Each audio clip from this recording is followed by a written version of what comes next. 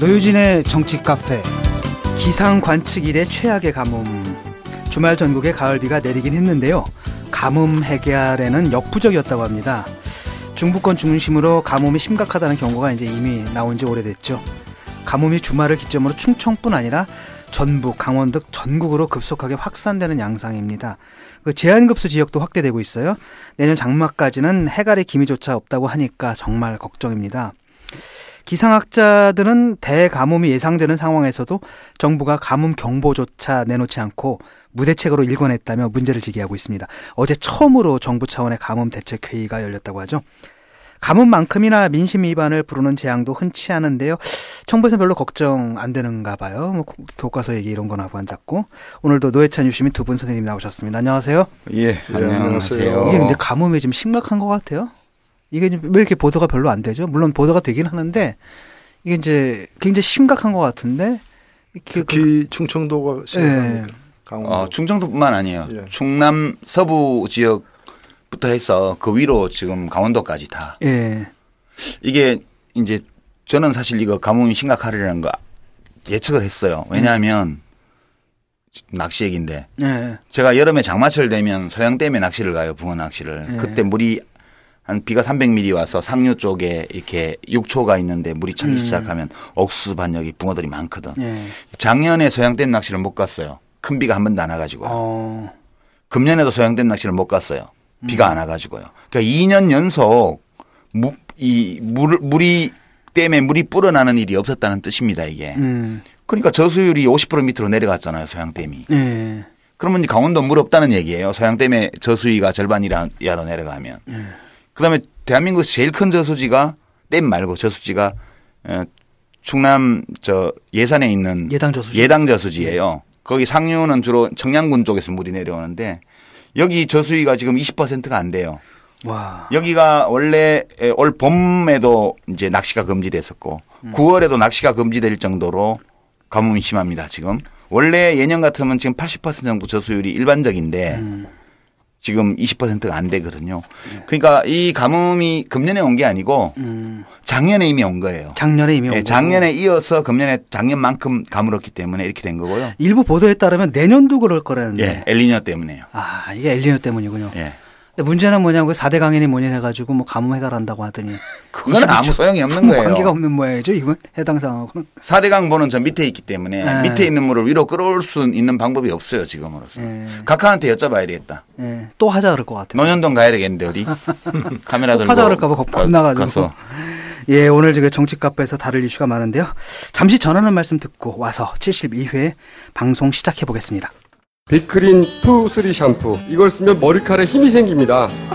말도 안 되는.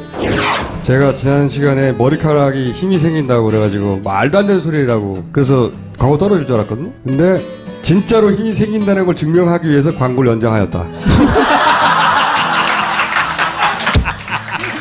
좋아! 그럼에도 많은 분들이 구매해 주셨습니다. 그리고 구매 후기를 통해 인정해 주셨습니다.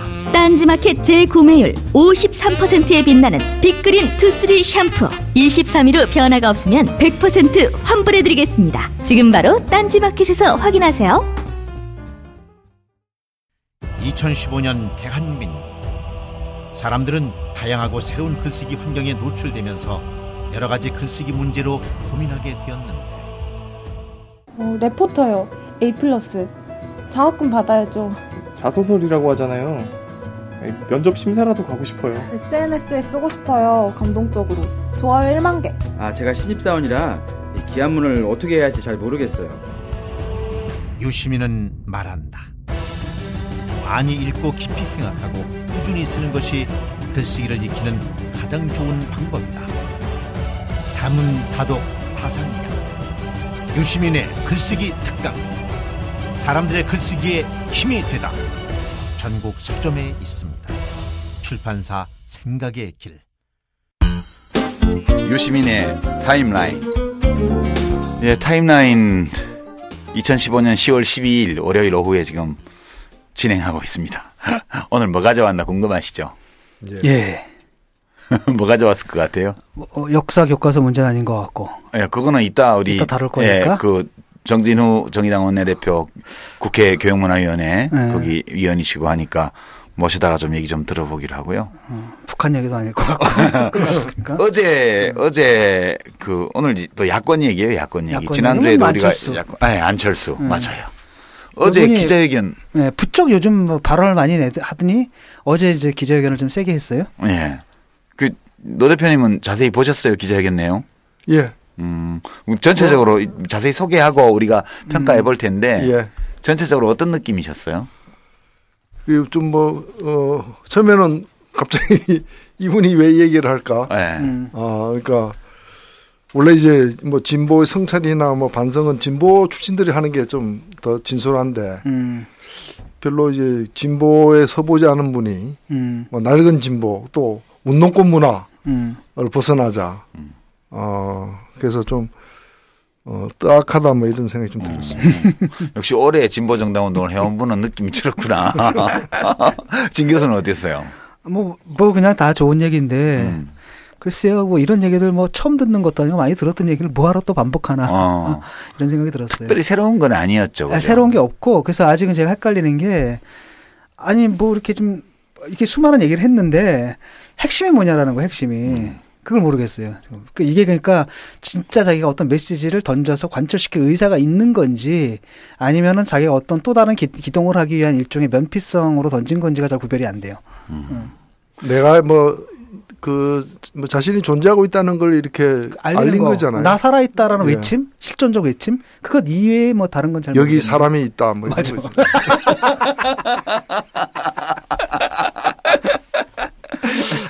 근데 이제 그렇게 저는 좀 꼼꼼히 들여다봤어요.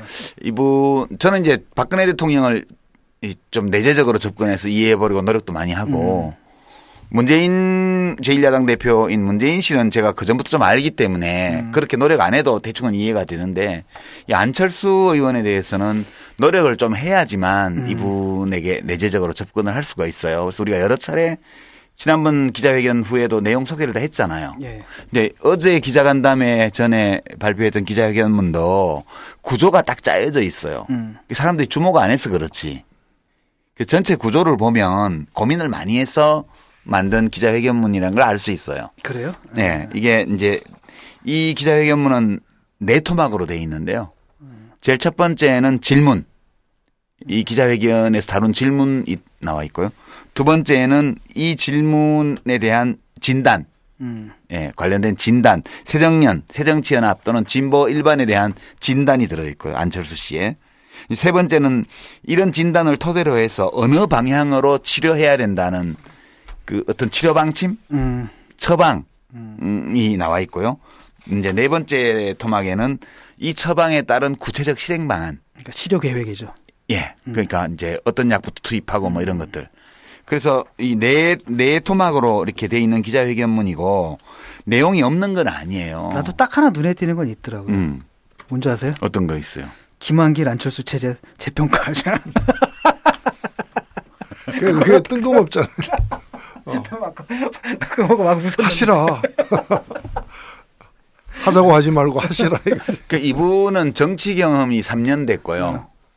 정당 경험은 이제 1년 반 정도 된 분이잖아요. 1년 남짓밖에 안 돼요. 그러니까 되게 정치 경력 3년에 정당 경험 1년여 남짓한 어떤 리더급에 있는 야당 정치인이 한 기자회견문이라고 보면 그게 그렇게 생뚱맞은 건 아니라는 생각이에요. 이렇게 오랫동안 정치를 관찰해오고 제1야당을 관찰해온 눈으로 보면 이게 좀 생뚱맞아 보이는 점도 있고 늘 듣던 얘기 같은 점도 있지만 본인에게는 굉장히 진지하고 새로운 문제들이라고 저는 생각해서 우선 이제 첫 번째 질문. 이 안철수 의원이 던진 질문을 보면 좀 재밌습니다. 새정년은 왜 운동권 문화를 못 벗어나나? 이게 첫 번째 질문. 왜 성장에 무관심하지? 어째서 국가안보에 대해서 철저하지 않다는 오해를 받지? 왜 60대 이상 국민들은 지지 안 해주지? 왜 새로운 인재는 안 들어오고 당은 노쇠화되는 거지? 당의 지지율은 왜 이렇게 정체되어 있지? 이런 질문이에요. 당연히 새정년의 국회의원 또 전직 대표로서 할 수 있는 질문이고 오랫동안 사실 이 문제에 대해서 이야기가 있었던 거예요. 질문은 오래된 질문이에요. 해결되지 않은 채 오랫동안 왔던 질문들이죠. 진단은 4가지로 딱 요약했는데요. 첫째는 배타적이고 독선적이다. 이제 재밌는 표현이 다른 게 많아도 공통점이 하나 있다면 포용하는 덧셈 정치가 아니고 대부분 같아도 한 개만 다르면 적으로 돌리는 뺄셈 정치 문화가 있다. 이런 표현 익숙한 표현이죠. 그죠? 네. 이게 새정치연합 또는 과거 민주당의 비주류가 맨날 하던 얘기고 특히 2002년 대선 국면에서 노무현 후보에 대해서 후단협 사람들이 탈당하면서 했던 말이 이거 아니에요. 뺄셈 정치하고 있다고. 굉장히 익숙한 표현이에요. 두 번째는 무능하고 과도하게 이념에 치우쳐져 있어서 이 일자리 복지 교육과 같은 민생 문제에 소홀하다. 이게 두 번째 진단 내용이에요. 세 번째, 정치 행태와 정책 기조가 불안정하다. 불안하다. 이게 예컨대 지난 총선 대선에서 한미 FTA나 제주도 해군기지 건설 이런 거 스스로 부정한 거, 북한에 대해서 무조건적이고 온정적이며 무비판적인 입장을 보이고 있다는 거. 이런 식의 진단을 했습니다. 핵 무력 도발 인권 문제는 인류 보편적 가치에 입각해서 단호히 반대해야 되는데 안 했다. 그리고 지난 대선 때 통합진보당 후보하고 연대를 한 것은 큰 실책이다. 이렇게 지적을 했는데 연대했나요? 이정희 후보하고? 연대는 안 했잖아요. 연대는 안 했죠. 네. 이건 좀 잘못한 것 같고요. 네 번째가 비전이 없다. 그러니까 민주정부 10년 이후에 새로운 발전 담론을 제시하고 또 개혁 의제 경쟁에서 이겨야 되는데 이 세상의 변화를 따라가지 못하고 이렇게 정체된 정당으로 머물러 왔다. 이 4가지 진단이에요. 첫째, 배타적이고 독선적이다. 둘째, 무능하고 지나치게 이념에 치우쳐 있다. 셋째, 정치 행태와 정책 기조가 불안정하다. 네 번째, 비전이 없다. 이 진단이에요. 진단은 대체로 뭐 좀 이상한 건 있지만 일반적으로 많이 이야기되는 거죠. 과도한 이념화가 뭔지는 잘 모르겠어요. 네, 이게 이제 처방으로 넘어가 보죠. 처방은 이제 몇 가지로 했냐면 4가지로 했어요. 이 안철수 씨는 4자를 되게 좋아하는 것 같아요. 나는 보통 하면 3까지만 하는데 이분은 꼭 4까지 가는 경우가 많더라고요. 4,4조하고 3,3조 이게 다 있어요. 네. 그 시조하고 이거 옛날 형식이니까. 처방을 보니까 첫 번째는 합리적 개혁 대 기득권 수구의 이 대결 구도로 바꿔야 된다. 이런 거예요. 두 번째는 이분법적 사고와 관료주의적 병폐를 극복해야 된다. 세 번째는 부패와 저급한 정치 행태를 척결해서 품격 있는 정치를 선도해야 된다. 네 번째가 김대중 노무현 대통령을 극복함으로써 개성해야 된다. 이 4가지예요. 처방이. 이것도 이렇게만 될 수 있으면 좋겠다는 생각이 들죠. 그러면 이제 이때까지는 하우가 없어요. 어떻게 하면 이렇게 될 수 있다는 게. 이 마지막에 4번째 토막에 실행 방안을 5가지를 여기는 했는데요. 이 제일 급한 거겠죠. 우선 첫 번째가 당 수권비전위원회를 설치하자. 위원회 설치가 첫 번째입니다. 두 번째가 윤리심판원을 전면 재구성해서 하고 정치문화개혁 TF를 설치하자. 이것도 뭐 TF 설치하는 거. 세 번째가 김한길 안철수 체제 당시 당의 체질 조명과 개혁을 위한 집중 토론을 하자. 넷째, 19대 총선 평가 보고와 18대 대선 평가 보고서를 공개 검증하자. 5번째, 원칙 없는 선거 및 정책 연대를 금지하는 것을 명시해야 된다. 특히 북한의 핵과 도발, 인권 문제에 대해 무비판적이고 온정적인 입장을 가진 세력과의 연대를 절대 반대하고 원칙 없는 선거 연대를 하지 않는다는 원칙을 명시해야 된다. 이렇게 주장을 했어요. 5번째가. 근데 5번째인데 실체가 없는 거잖아요. 그러니까 통진당이 지금 없어졌는데. 정의당을 이렇게 지칭한 거 아닐까? 아, 우리가 지금 그러니까 그게 이제 오늘 좀 얘기해 볼 만한 핵과 도발 인권 문제에 대해서 무비판적이고 온정적인 비판을 아니 이게 이제 제가 그 아주 짧게 추린 내용이거든요. 근데 이제 몇몇 세부적인 내용에서 이게 사실을 제대로 인식하고 있느냐에 대한 논란이 있을 수 있는 것들이 있죠. 그렇죠. 예. 예컨대 이제 지난 대선 때 통합진보당 후보하고 연대 안 했잖아요. 안 했죠. 일방적으로 사퇴한 거죠. 이정희 후보가 이제 일방적으로 사퇴했죠. 예. 그러니까 이제 이정희 후보가 사퇴한 건 큰 실책이다. 뭐 그렇게 얘기를 이정희 후보한테 한다면 몰라도. 그치. 이런 식으로 얘기하는 건 사실관계가 아니죠. 아니죠. 그렇죠. 이정희 후보에 대해서 온정적 태도를 보인 게 잘못이었다. 이런 거는 지적할 수도 있는 거라고 봐요. 뭐 그때 왜 얘기 안 했냐 토론. 토론할 때 좀 야단 좀 치지 뭐 그런 거요. 조선일보에 많이 나오는 얘기예요, 이것도. 그다음에 그 처방 진단에서 이제 그게 논란이 있을 수 있고 처방에는 제가 느끼기에는 첫 번째 거요. 합리적 개혁 대 기득권 수구의 새로운 정치 구도를 만들자고 얘기를 하면서 전 당원의 결의로 낡은 보수, 낡은 진보와 교조적 이념주의를 배격하고 합리적 개혁 노선을 걷는 국민정당임을 선언하자 이렇게 얘기를 했어요. 근데 나는 이 대목이 제일 이해가 안 되더라고요. 지금 새정치연합의 제일 큰 문제는 당원 베이스가 건강하지 않은 거 아니에요? 그러니까 좋은 공직 후보, 국회의원 후보를 당원들이 선출하도록 할 수 없을 정도로 당원의 베이스가 불건강한 게 문제잖아요. 규모가 작고. 근데 그 당원들을 모아서 결의를 해서 이렇게 무슨 낡은 진보와 교조적 이념주의 이게 새정치연합이 이런 게 있는지도 모르겠는데 이건 좀 난 현실과 굉장히 동떨어져 있는. 나 이게 무슨 말인지 모르겠어요. 그 교조적 이념주의라는 뭐 게 굉장히 좀 이렇게 고상한 그런 이 단어로 이렇게 그 표현은 되어 있지만은 저는 이 안철수 의원이 정치 처음 시작할 때부터 내세웠던 입장을 견지하고 있다고 봐요. 그러니까 이 사람이 그때 중도라 했거든. 그때 이 사람이 중도는 뭔가 하면 이론적 중도라기보다는 새누리당하고 중간 스탠스. 그 새정연 민주당 그 중간 정도가 자신의 어떤 정치적 스탠스다. 그제 그걸 강조한 것 같아요. 그걸 이런 식으로 좀 이렇게 표현을 한 게 아닌가. 근데 이제 우리가 알고 있기로는 이제 새누리당이나 새정연의 문제는 그 당원들이 좀 그렇죠.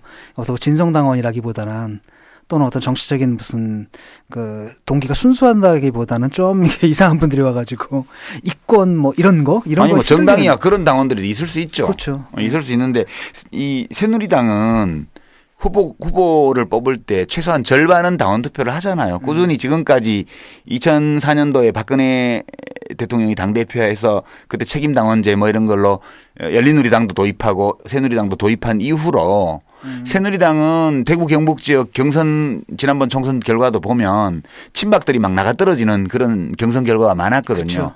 그러니까 이제 당원 베이스가 완전 건강하진 않지만 보수 정당으로서 어느 정도 살아 있는 거예요. 나름대로 작동하는 거죠. 작동하는 거예요. 반면 새정연은 이 열린우리당 시절에 있던 당헌 당규를 다 폐기해 버렸고 실제로 대의원을 지구당 위원장 국회의원이 임명하는 식으로 10여 년간 운영을 해왔기 때문에 당원 베이스가 다 무너져 버린 거거든. 그러니까 근데 이런 당원 베이스를 전제로 해서 지금 그러니까 쉽게 말하면 도덕재무장 운동하자는 얘기잖아요. 그렇죠. 핵심은 그거예요. 지금 보니까. 네. 그리고 이제 덧셈 뺄셈 정치라는 것도 이게 이해는 하는데 덧셈 정치를 하면 혁신은 물 건너가는 거잖아요. 왜냐하면 지금 현재 새정연은 여러 정파나 계파 또는 새정연에 들어와 있지는 않지만 새정연과 가까이 있는 여러 야권의 여러 정파, 진보 정파들 이런 쪽들 보면 같은 점이 많이 있죠. 그죠? 그렇지만 같은 점이 많이 있다고 해서 다 끌어안으면 그러면 그게 잡탕정당 아니에요? 덧셈 정치라는 이름으로 사실상 그 노선의 재정립과 인적인 어떤 개편 없이는 혁신이 안 되는 건데 덧셈 정치를 하면 혁신이 불가능해요. 이게 우리가 일반적으로 쓰는 그런 의미로 덧셈 정치라는 용어를 쓰게 되면 그래서 이게 저는 좀 개념이 없는 거 아닌가 이게 전혀 혁신에 관해서. 그러니까 당을 혁신하려면 결국은 기업의 혁신도 그러하고 정부의 혁신도 그러하고 의사결정 과정의 혁신과 거버넌스의 혁신 아니에요? 핵심이? 노 대표님 어떻게 보세요? 예, 그렇죠. 근데 그거에 대해서는 지금 아무 얘기가 없는 거 아니에요? 현실에 존재하는 새정연 내외의 모든 세력 심지어 뭐 천정배 씨라든가 뭐 지금 탈당한 박주선 씨라든가 박준영 전 전남지사라든가 이런 것까지 다 끌어안고 지금 덧셈 정치하면 다 끌어안아요. 이 사람들이 다 덧셈을 끌어안는 다음에 여기다 쓰는 거지 다 같이 일대 착하게 살자 이제부터. 도덕재무장. 도덕재무장. 이러자는 거지 지금. 사실은 이걸 발표하는 걸 들으면서 드는 의문이 몇 가지가 있는 것이 뭐 의문이라기보다는 이제 질문하고 싶은 것이 민주당과 왜 통합했는가? 예를 들면 본인이 안철수 씨가 본인이 이제 이런 것이 구현되는 당을 직접 이렇게 만들어가지 않고 직접 안 만들고 이런 문제를 안고 있는 뭐 지금 갑자기 생겨난 문제가 아니잖아. 이런 지적이 타당하다더라도 그건 원래부터 있었던 문제라면은 그런 문제를 안고 있는 당과 왜 통합했는가. 두 번째, 통합한 후에 그런 문제를 고치기 위해서 어떤 노력을 해왔는가에 대해서 설명을 해야 이제 이 지금 문제 제기도 그 연장선상에서 좀 이해될 수 있는 거 아니냐. 근데 그런 게 없다 보니까 그리고 우리 기억에는 별로 그런 것도 실제로도 없었다고 보여지기 때문에 그렇다고 해서 뭐 이 바쁜 마당에 재평가를 갖다가 이제 같이 하자는 얘기는 어불성설인 것이고. 하여튼 이런 내용의 기자회견이고요. 그럼 기자들하고 간담회도 하고 그랬습니다. 이거 가지고. 근데 제가 이제 이 문제 이번 안철수 씨의 기자회견을 보면서 이제는 우리가 안철수 현상이라고 일컬어졌던 그 흐름에 대해서 좀 평가와 정리를 해야 될 시기가 온 거 아닌가? 그런 느낌이 좀 들었어요. 어떠세요? 안철수 현상의 개념을 재정립해야죠. 그러니까 그 이제 흥망성쇠까지를 더 이 현상은 계속 진화하고 있는데, 진화하고 있는 그러니까 이제 현상이 계속해서 단일한 현상이 아니고 그 현상이 물거품처럼 꺼지는 것도 하나의 그 현상의 일부가 일부로 설명이 돼야 된다는 거죠. 네. 근데 이분이 이제 그 실행 방안으로 내놓은 거를 보면은 당수권 비전위원회 설치. 이건 뭐 지금이라도 할 수 있는 거고요. 큰 문제 아닌 것 같고 윤리심판원 전면 재구성. 이건 심판원 원장이 그 역사학자 안병욱 교수였잖아요. 그래서 지금 사퇴했어요. 하도 비주류에서 뭐라 그러니까. 어차피 위원장이 사퇴했기 때문에 구성을 새로 하긴 새로 해야 되는데 위원장만 바꾸지 말고 다 바꿔라. 그런 요구입니다. 지금 이거는. 예. 그다음에 재미있는 게 세 번째가 네 번째거든요. 예. 김한길 안철수 체제 당시 체질 조명과 개혁을 위한 집중 토론. 근데 이게 무슨 말이에요? 이게 무슨 말인지 체질 조명이 뭐예요? 그 당시에 이제 당의 체질이 어땠는가, 그다음에 지금은 어떤가. 그다음에 19대 총선 평가 보고서, 18대 대선 평가 보고서의 공개 검증. 이거는 뭐 저기 책임 묻겠다는 얘기겠죠? 이거는 이제 서울대 사회학과 한상진 교수가 그때 그 뭐 평가위원회를 해가지고 한 거를 이제 논란 벌이다가 공식 채택을 안 하고 그냥 묻어버린 보고서들이 있잖아요. 예. 그걸 다시 끄집어낸 거예요. 왜 그 얘기를 하지 근데? 그 이제 결국 친노 패권주의에 대한 공격. 그렇죠, 그거죠. 네, 그거죠. 예. 그다음에 마지막에 이제 원칙 없는 선거 및 정책 연대 금지 명시. 이건 좀 방향이 좀 빗나간 부분이 있는 거고. 이게 만약에 통진당을 염두에 둔 거라면 통합진보당은 지금 해산되고 없잖아요. 근데 이 얘기를 한 거는 저는 정의당과 연대하지 말라는 대한 견제죠. 네, 정의당 얘기를 한 거 아닌가 싶어요. 어떻게 해석해야 될까? 안철수 씨를 모셔서 물어봐야 되는데. 아무래도 이쪽을 견제한 것 같고 정의당하고 괜히 또 하지 말란 얘기죠. 근데 정의당이 북한 핵과 도발 인권 문제에 대해서 무비판적이고 온정적인 입장을 가졌나요? 아니죠. 그건 아닌데. 근데 만약에 북한의 핵과 도발 인권 문제에 대해서 무자비하고 온정적인 입장을 가진 세력과 연대라는데 그런 세력이 통진당을 얘기한다면 통진당은 지금 없잖아. 그러니까 무슨 얘기를 하는지 모르겠다. 결국 이제 통진당이라 하더라도 통진당이 지금 없는데 이 얘기 왜 하냐. 통진당과 연대한 건 친노 아니냐. 친노다라는 거지. 내 그 얘기는. 연대를 주도한 거는 그 책임을 묻겠다라는 것이고. 그러니까 앞에 하나 두 개는 하나만 한 얘기한 거고 3, 4, 5가 결국은 친노 패권 뭐 이런 거라고. 여기에 대한 공격이란 말이에요. 19대 총선 평가도 그런 거죠. 뭐 친노 공천권 행사에 대해서 따지겠다. 18대 대선 평가는 이제 그 단일화 문제를 다시 문제 삼겠다. 단일화 과정을 뭐 그런 거기에다가 뒤에는 또 한 번 반복해서 선거 때마다 나오는 원칙 없는 선거연대를 거부한다는 내용이 또 들어 있어요.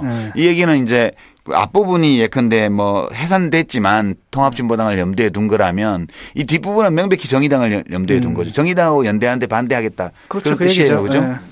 예. 근데 이게 무슨 이거 가지고 어떻게 정치 개혁을 해? 그럼 혼자서 이기나? 그러니까. 근데 그게 지금 아까도 당의 체질이라는 게 뭐예요? 체질에 그 당시에 당의 체질에 문제가 있었다. 당의 체질은 지금이나 그때나 똑같아요. 근데 그렇죠. 아니, 그러니까 뭐 한번 태음인이면 끝까지 태음인이지. 이분이 볼 때는 그때 당의 체질이 괜찮았는데 자기들이 물러난 다음에 더 나빠졌다 이 얘기인 것 같아. 그런 거예요? 근데 객관적으로 보면 그 당의 체질에 문제 있어서 지도부 물러났다 이런 건 아니고. 하여튼. 그거 좀 해결하지 않아요? 지금 이런 제안이? 굉장히 해결. 나 이거 보고서 막 웃었는데 막. 그렇지만 이제 어떻게 이렇게 노골적일 수가 있는가? 그래서 이제 안철수 현상에 대해서 이제 정리해 볼 때가 됐다고 생각해요. 왜냐하면 저는 이 정치인 안철수, 국회의원 안철수는 존재하고 있지만 어떤 정치 혁신의 정치적 변화의 아이콘으로서의 안철수는 소멸된 거 아닌가라는 생각이 들었어요. 이미 오래전에 소멸됐고, 그러니까 그번에 이제 우리가 그런 말이 있었잖아요. 세상에서 도저히 뭐 도대체 알 수 없는 것이 몇 가지가 있나, 누구의 뭐 속내고 막 이랬는데 안철수의 새정치다. 그 중에 하나가 안철수의 새정치다. 이런 얘기가 한 벌써 2, 3년 벌써 떠돌았단 말이죠. 그러니까 안철수 의원이 이번 기자회견문을 보면 여러 가지 추상적이고 이제 거시적인 이야기를 하긴 했지만 이제 새정치연합 내부의 개파 투쟁으로 매몰돼 들어갔다는 느낌이 좀 들어요. 저는. 맞아요. 그러니까 그러면 안철수는 없는 거지. 원래 우리가 알던 안철수. 그러니까 내가 궁금한 건 뭐냐. 이분이 애초에 콘텐츠는 있었을까라는 거야. 애초에 콘텐츠가 있었는데 책도 있어요. 안철수의 생각. 그러니까 콘텐츠를 갖고 있었는데 이분이 그냥 어떤 그 기존 정당에 이렇게 들어가다 보니까 신인으로 들어가다 보니까 자기도 본의 아니게 말려버리는 바람에 원래 콘텐츠는 없어지고 그냥 이것만 남았는 건지 아니면 애초에 콘텐츠라고 할 게 없었는지. 콘텐츠가 처음부터 없었나 아니면 있었는데 없어졌나? 그치.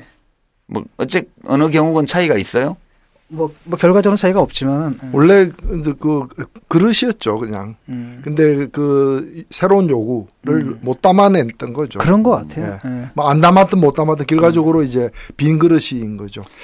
제가 이제 이 안철수 현상에 대해서 한 5가지 정도의 이제 토론거리들을 준비를 해왔는데요. 거기 들어가기 전에 안철수 현상을 불러일으킨 그런 시선, 어떤 욕구.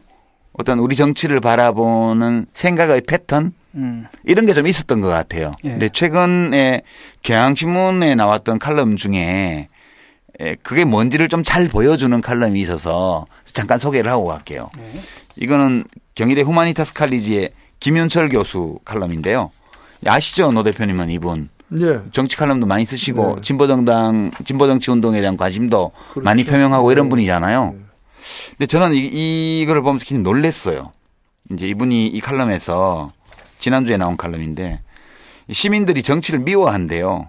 이유가 뭐지? 여러 이유가 있지만 제일 중요하게는 민심하고 동떨어져 있다는 거예요. 정치가. 응?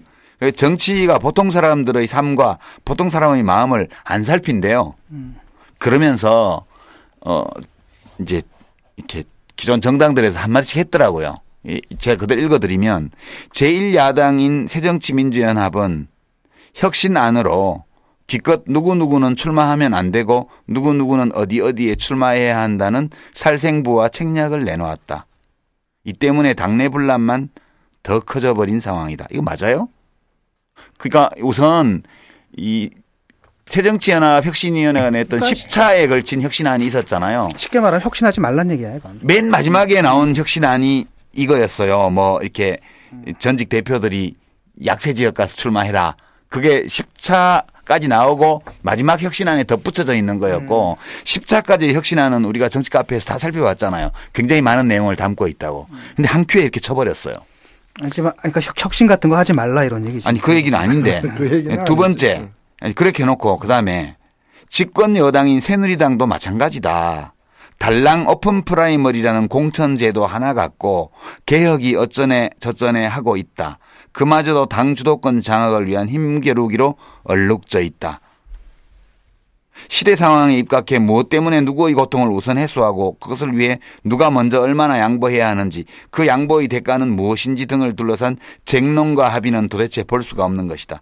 이거 이렇게 보는 게 맞아요. 지금 우리가 정치카페 우리 방송에서 박근혜 공천권을 행사하려고 하는 박근혜 대통령하고 대권 가도를 가는 김무성 대표하고 사이에 권력 투쟁의 이 드러나는 양상이라고 쭉 분석을 해왔잖아요. 그리고 그 정치에는 정책 경쟁도 있지만 이런 권력 투쟁도 불가피하게 붙어 있는 거니까 이건 이것대로 관찰을 해줘야 되는데 이것도 완전히 그냥 아무 의미 없는 주도권 투쟁을 위한 프라이머리 논쟁으로 격화시켜 버렸습니다. 이렇게 돼 있고요. 정의당 얘기도 나오네요. 이제 제3당인 정의당이나 새로이 당을 만들고 있는 정치인들 역시 마찬가지다. 이 새로이 당을 만들고 있는 정치인들은 박준영, 천정배, 박주선 이런 사람 얘기하는 거였죠. 아마도. 그걸 왜 우리랑 같이 붙고 짜증나게. 군소 세력이기에 시민들과 함께 사회적 고통을 해소해 가기 위한 정책 운동이라도 펼치지 않을까 했으나 별다른 움직임이 없다. 주야당천 선거제도를 바꿔달라는 요구만 하고 자기가 뛰쳐나온 당에 대해 욕만 할 따름이다. 이렇게 돼 있어요. 이게 이제 선거제도를 바꿔달라고 주야장천 요구하는 당은 정의당이고요. 자기가 뛰쳐나온 당에 대해 욕만 하는 거는 박주선 씨나 천정배 의원이나 이런 사람들이에요. 근데 이거를 이렇게 한 문장 안에 병렬해 놓는 게 맞는지도 의문이지만 정의당이 주야장천 선거제도 바꿔달라는 요구만 해요? 노 대표님 맞아요 이거? 그리고 선거제도는 바꿔야죠. 이걸 뒤까지 봐야 되겠습니다만은 흔히 우리가 하는 정치에 대한 비판들이 있잖아요. 민생 문제가 심각한데 왜 이런 문제에 좀 천착하지 않고 이제 권력 투쟁이나 하고 앉아 있느냐 이제 그런 유의 그렇죠. 비판을 지금 이런 식으로 이제 우리가 늘 하던 그러니까 신문 방송에 보도되는 것만 보면 정의당의 심상정 대표가 저 선거제도 개혁을 계속 요구하는 것만 보이겠죠.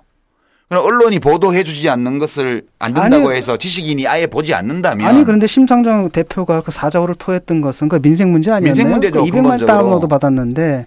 그러니까 저는 이 칼럼을 보면서 이 정치학 한국 정치에 대해서 칼럼을 쓰는 지식인들이 집권당과 제1야당과 제2야당에서 벌어지고 있는 일들이 무엇인지를 있는 것들을 안 보고 쓴다는 거예요. 기본적으로. 이제 제가 이 얘기를 하는 이유는 좀 이따 말씀드리고요. 일부 지식 그다음에 이제 이런 겁니다. 이 얘기를 한 이유가 뭐냐면 일부 지식인과 사회운동가들은 시민들이 정치에 관심이 없는 거 이걸 극복하기 위해서 정치의 중요성을 강조하는 논변과 은수를 찾아 펼치고 있다. 그러나 시민들이 정치의 중요성과 악마성을 몰라서 외면하고 있는 것일까? 아니다. 시민들은 정치의 중요성을 아주 잘 알고 있다. 그래서 부당한 현실을 보면 가장 먼저 정치를 욕하는 것이다. 시민들은 다른 정치를 원하고 있을 뿐이다. 이게 맞아요? 이 진단이? 지금은 이 정치를 만들어 놓은 게 누군데? 저는 이거 보면서 노 대표님은 정치하는 분이니까 대중한테 아부를 해야 돼. 그러나 진 교수나 나는 대중한테 아부할 필요 없잖아 이제. 나는 이제 없는 거고 진 교수는 원래 없는 거고. 김현철 교수도 대중한테 아부할 필요가 없는 사람이에요. 근데 대중들에게 정치 참여를 촉구하는 말을 하고 행동을 하는 모든 것을 한마디로 폄훼해버리고 시민들은 다 안다는 식으로 이렇게 대중에게 아부를 하고 있어요. 저는 이건 아니라고 보는 거고요. 그러니까 이제 이 칼럼을 이렇게 쓴 이유는 국민들이 어리석어서 탈정치를 하는 게 아니고 정치가 엉터리를 하고 있기 때문에 탈정치를 하고 있다는 이야기예요. 근데 이 주장은 할 수 있는데 그 주장을 하는 논거가 지극히 부실하고 이게 어떤 이유에서건 정치에 대해서 시민들이 가지고 있는 반감 이거에 편승한 칼럼이에요. 그러니까 다 보면은 나 혼자 잘난 거예요.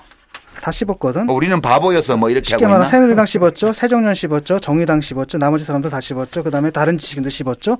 나 혼자야. 그럼 어디 하늘에서 지도자가 떨어져요. 땅에서 정당이 올라와요.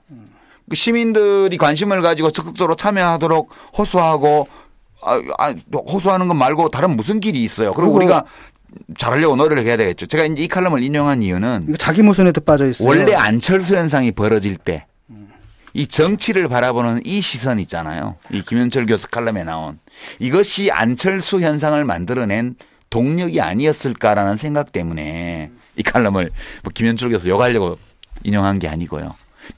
반정치의 현실 정치에 대한 가장 강력한 반감을 깔고 정치에 접근하는 그런 태도?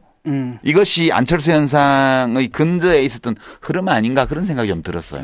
맞죠? 실제로 그 정치 개혁을 촉구하거나 정치 개혁을 강하게 이제 주장하고 있는 세력이나 또는 그런 사고 또 그런 흐름에는 또 강력한 반정치적 기운이 뒷받침되고 있는 측면이 사실 있습니다. 사실 지금 뭐 소위 말하는 오세훈 선거법이라고 얘기하는 부분들 완전 반정치 정서죠. 그 정당 지구당 없앤다거나 뭐 정당 후원금 없애고 이런 것들이 그 시민단체들이 정치개혁을 얘기하면서 그걸 없앴다고. 사실은 그렇죠. 정치개혁을 얘기하면서 정당을 반쯤 죽여놓는. 그렇죠. 반 죽였죠. 정당의 어떤 폐단만이 아니라 정당 기능 자체를 반쯤 이렇게 약화시켜버리는 그걸 통해 가지고 오히려 정치개혁을 더 얘기하는 그런 지점들이 사실 있어 왔거든요. 시민운동도 지금 보면 그런 게 많잖아요. 나는 정치 안 해. 정치하는 거는 완전히 이제 쓰레기들이 하는 거야. 그러면서 또 정치 제대로 안 한다, 이제 못 한다. 쓰레기들이 정치하는데 정치가 쓰레기지 그럼 뭐 달라요?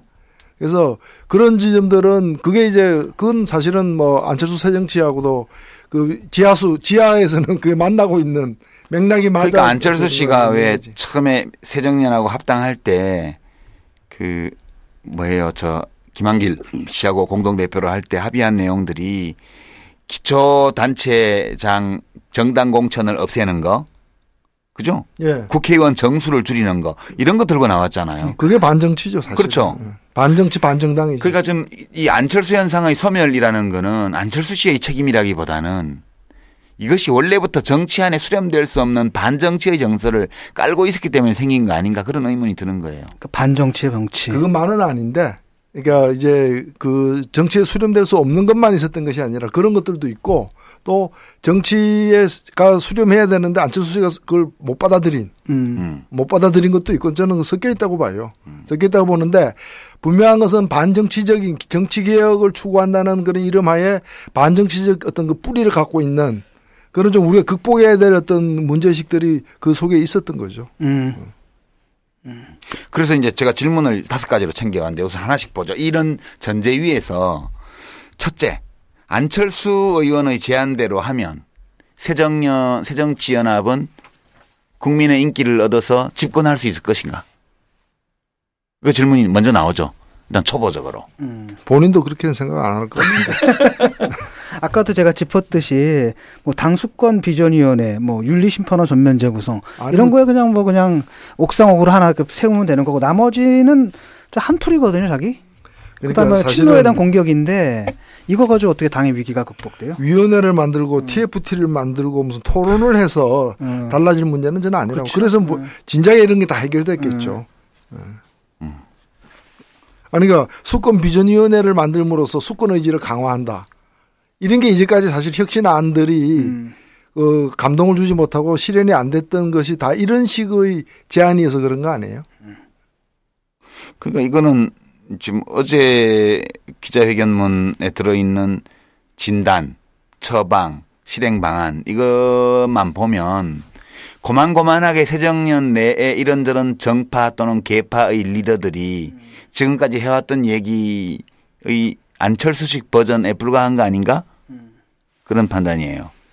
그렇게 정리하면 되겠죠. 그러니까 보면은 이제 그거잖아요. 그 덧셈 정치라든지 이런 것들 하면 어떤 느낌이 이런 거거든요. 자기 중심으로 이제 뭉쳐라. 그다음에 내가 저쪽 세력하고 한판 붙겠다 이런 출사표 같은 이런 느낌들. 그러니까 뭐 지금 상황을 주도하고 있는 세력들 문제 많다 뭐 그 얘기죠. 그래서 이제 새삼 두 번째 질문이 떠오르는 건데요. 그러면 우리가 봤던 그 안철수 현상의 본질은 뭐였지? 근데 어느 정도 기대감은 있지 않았나요, 그 당시에?